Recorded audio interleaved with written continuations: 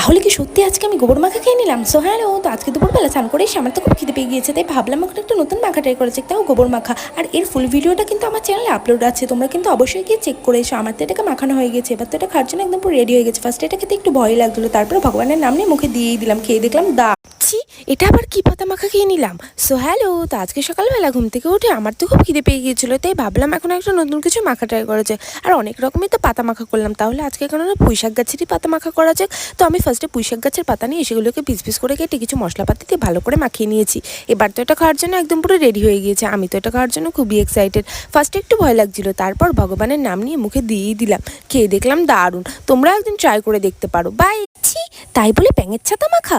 So hello, তো আজকে দুপুরবেলা স্নান করে এসে আমার তো খুব খিদে পেয়ে গিয়েছিল, তাই ভাবলাম এখন একটা নতুন কিছু মাখা ট্রাই করা যাক। আর বাইরে যেতেই দেখলাম বাইরে অনেকগুলো ব্যাঙের ছাতা হয়ে রয়েছে, তো সেখান থেকেই কয়েকটা ব্যাঙের ছাতা নিয়ে এসেছিলাম। তো এগুলোকে কিছু মশলাপাতি দিয়ে মাখিয়ে নিয়েছি, এবার তো এটা খাওয়ার জন্য একদম পুরো রেডি হয়ে গিয়েছে।